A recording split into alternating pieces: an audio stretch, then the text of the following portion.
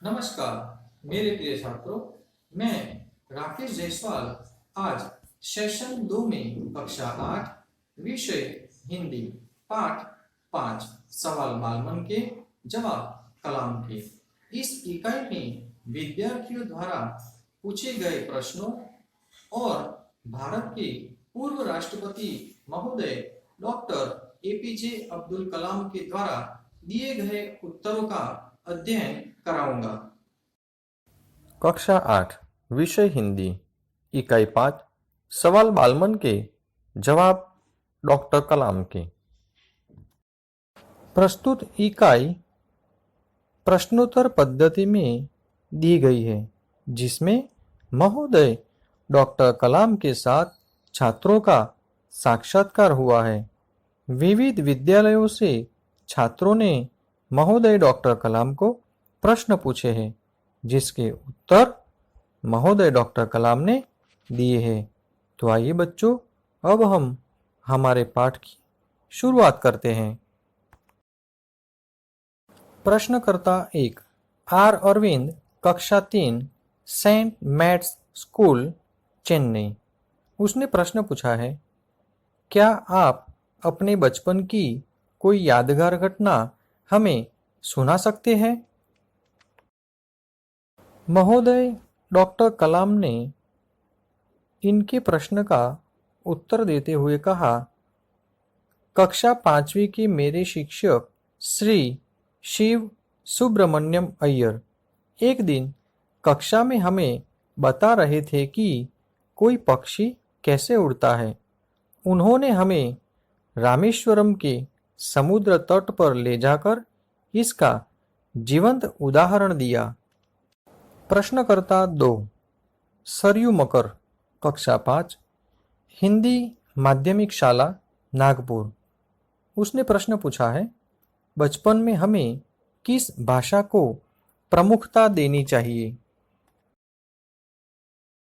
श्रीमान डॉक्टर कलाम जी ने इसके प्रश्न का उत्तर दिया, मैंने स्वयं माध्यमिक शिक्षा तक की पढ़ाई अपनी मातृभाषा के माध्यम से पूरी की है। युवा अपनी मातृभाषा में ही सोचता है और उसी में अपनी बात सहजता से कहने में सक्षम होता है। वैश्विक संपर्क के लिए हमें अंग्रेजी भाषा की आवश्यकता है। प्रश्नकर्ता 3 अर्श पटेल, कक्षा 5, चंदूलाल विद्या मंदिर, मुंबई। अर्श ने प्रश्न पूछा है, यदि हम आपकी तरह बनना चाहे तो हमें क्या करना चाहिए? महोदय डॉक्टर कलाम जी ने उसके प्रश्न का उत्तर देते हुए कहा, युवा अवस्था में ही आपको जीवन में लक्ष्य निर्धारित कर लेना होगा, यानी कि तय कर लेना होगा। हमेशा बड़ा सोचो, जी तोड़ मेहनत करो, अपने अंदर दृढ़ साहस पैदा कर बाधाओं का सामना करो, निरंतर ज्ञान अर्जित करो। प्रश्नकर्ता 4 चिराग जैन, कक्षा 7, बॉम्बे कैम्ब्रिज, मुंबई। प्रश्न पूछा है, वह कौन सी बड़ी चुनौती है जिसका सामना हमें आज करना पड़ रहा है?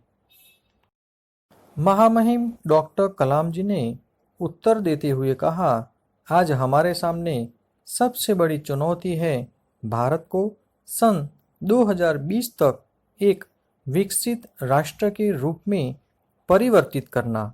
भारत के 1 अरब से अधिक नागरिकों के चेहरों पर मुस्कान देखना। प्रश्नकर्ता 5 हर्ष चांकड़, कक्षा 7, डॉक्टर एस राधाकृष्णन विद्यालय, मलाड, मुंबई से।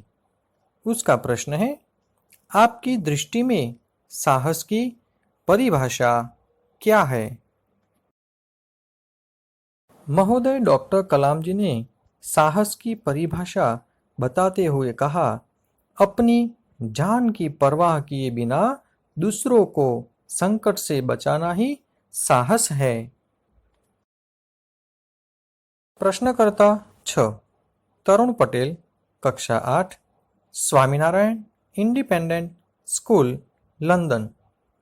तरुण ने प्रश्न पूछा है, हम प्रवासी भारतीय मातृभूमि के प्रति गर्व की भावना कैसे विकसित करें? महोदय डॉक्टर कलाम जी ने उत्तर देते हुए कहा, प्रवासी भारतीय विशाल भारतीय परिवार के ही अंग हैं। वे अपने देश की सांस्कृतिक विरासत से जुड़े रहकर मातृभूमि के प्रति गर्व की भावना विकसित कर सकते हैं। प्रश्नकर्ता 7 सत्यम, कक्षा 10, जिला स्कूल, मुंगेर। सत्यम ने प्रश्न पूछा है, किसान, मजदूर और कलाकारों का राष्ट्र में क्या महत्व है? महोदय डॉक्टर कलाम ने उत्तर देते हुए कहा, किसान, मजदूर और कलाकार राष्ट्र के अभिन्न अंग हैं। राष्ट्र के निर्माण में इन सबकी सेवाओं की आवश्यकता है। प्रश्नकर्ता 8 रोहित चतुर्वेदी, कक्षा 11, इस्लामिया इंटर कॉलेज, इटावा। प्रश्न है, भारत 2020 तक विकसित राष्ट्र बन जाएगा, पर निरंतर बढ़ती जनसंख्या और बेरोजगारी इसे संभव होने देगी? महोदय डॉक्टर कलाम ने उत्तर दिया, भारत में स्त्री शिक्षा से छोटा परिवार, सुखी परिवार को बल मिलेगा। इससे जनसंख्या की वृद्धि में कमी होगी।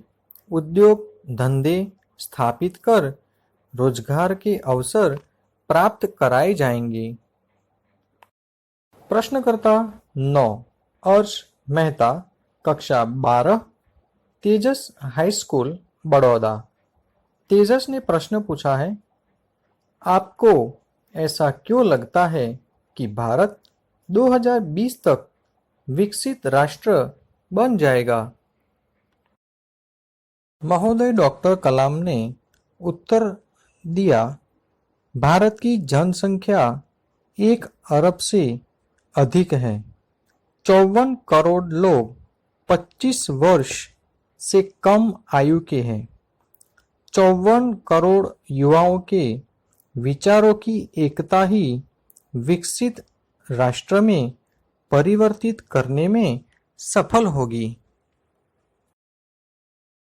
प्रश्नकर्ता 10 एस कार्तिक, कक्षा 12, अमर ज्योति इंग्लिश स्कूल, बंगलुरु। प्रश्न है, आर्थिक समस्या के कारण कई छात्र अपना लक्ष्य प्राप्त नहीं कर पाते, वे कैसे प्राप्त करें? महोदय डॉक्टर कलाम ने उत्तर दिया, स्कूल में छात्रवृत्ति यानी कि स्कॉलरशिप प्राप्त होगी। बैंकों से ऋण हेतु पात्रता बनेगी। बाधाओं को कठोर परिश्रम से पराजित करना होगा। प्रश्नकर्ता 11 मिथुन के, AICT, अमृतापुरी। प्रश्न है, भारत को विकसित राष्ट्र बनाने में राजनीतिज्ञ की क्या भूमिका होनी चाहिए? महोदय डॉक्टर कलाम ने उत्तर देते हुए कहा, महात्मा गांधी ने सत्य, अहिंसा तथा निस्वार्थ भावना से ब्रिटिश शासकों के विरुद्ध लड़ाई छेड़ी थी। वर्तमान राजनीतिज्ञों को गरीब लोगों के उत्थान के लिए, विकास के लिए कार्य करने होंगे। प्रश्नकर्ता 12 सी नंदिता, MGR इंस्टीट्यूट, चेन्नई से प्रश्न पूछा है, रक्षा की दृष्टि से विजन 2020 का लक्ष्य पाने में महिलाओं की क्या भूमिका हो सकती है? महोदय डॉक्टर कलाम जी ने उत्तर देते हुए कहा, भारतीय सेना में पुरुषों और महिलाओं की नियुक्तियों में भेदभाव नहीं किया जाता। आज सेना में महिलाएं भी उच्च स्तरीय सेवा प्रदान कर रही है। प्रश्नकर्ता 13। महोदय डॉक्टर कलाम जब जोधपुर दौरे पर गए तब एक बच्चे द्वारा यह प्रश्न पूछा गया था। प्रश्न था, क्या हम अति विशिष्ट व्यक्तियों के दौरे पर हो रहे अनावश्यक खर्च कम नहीं कर सकते? महोदय डॉक्टर कलाम जी ने बच्चे को उत्तर देते हुए कहा, आज इस मंच पर एक बड़ी कुर्सी देखी होगी। वह कुर्सी अब यहाँ पर नहीं है। ऐसे अनावश्यक खर्च भविष्य में भी नहीं होंगे। प्रिय छात्रों, महोदय कलाम जी की उत्तर के बाद यहाँ पर यह पाठ समाप्त होता है। आगे हम भाषा सज्जता में व्याकरण का अध्ययन करेंगे। प्रिय छात्रों, आज हम हिंदी व्याकरण में सर्वनाम का अध्ययन करेंगे।